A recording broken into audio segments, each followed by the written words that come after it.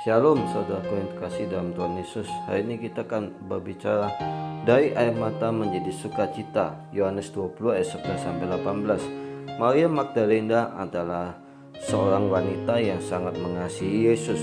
Ia pernah mengalami pemulihan besar dalam hidupnya karena Yesus telah membebaskannya dari kuasa kegelapan. Lukas 8 ayat 2. Ketika Yesus disalibkan dan mati, Maria sangat sedih. Ia datang ke kubur dengan hati yang hancur dan penuh air mata.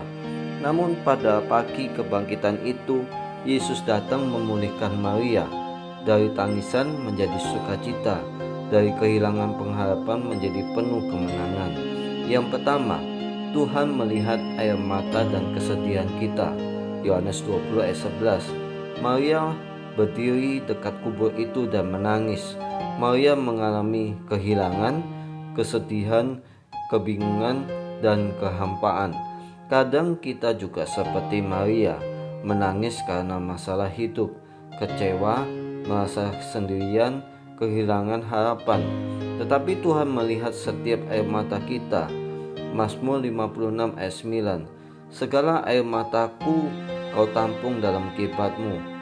Tidak ada tangisan yang tersembunyi di hadapan Tuhan. Yang kedua, Tuhan datang secara pribadi untuk memulihkan. Yesus menampakkan diri secara pribadi kepada Maria.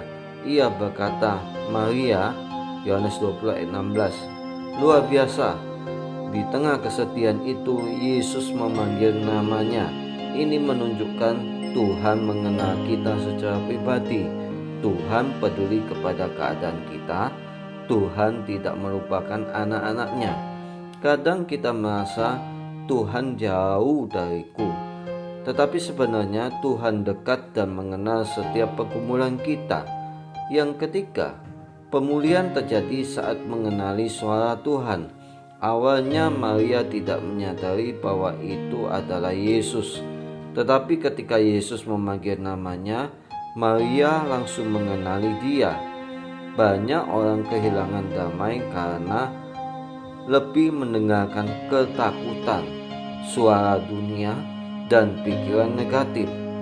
Tetapi pemulihan terjadi ketika kita kembali mendengar suara Tuhan lewat firman Tuhan, doa, dan hadiratnya. Yohanes 20 ayat 27. Domba-dombaku mendengarkan suaraku. Yang keempat, orang yang dipulihkan akan menjadi saksi. Setelah dipulihkan, Maria pergi memberitakan bahwa Yesus hidup. Yohanes 20 ayat 18. Maria Magdalena pergi dan berkata kepada murid-murid, "Aku telah melihat Tuhan." Orang yang mengalami kasih Tuhan tidak bisa diam. Dulu Maria, penuh luka, hidup dalam kegelapan, tetapi Tuhan mengubah hidupnya menjadi alat kesaksian. Mari kita aplikasikan dalam kehidupan sehari-hari. Yang A, datang kepada Tuhan apa adanya. Jangan sembunyikan kesedihanmu. Yang B, belajar mendengar suara Tuhan lewat firman Tuhan dan doa setiap hari. Yang C, percaya bahwa Tuhan peduli secara pribadi. Tuhan mengenal namamu dan pergumulanmu. Yang D, jadilah saksi pemulihan Tuhan. Ceritakanlah kasih Tuhan kepada orang lain. Seorang wanita mendengar tangisan anaknya di tengah keramaian. Walaupun banyak suara lain, ia langsung mengenali suara anaknya. Begitu juga Tuhan.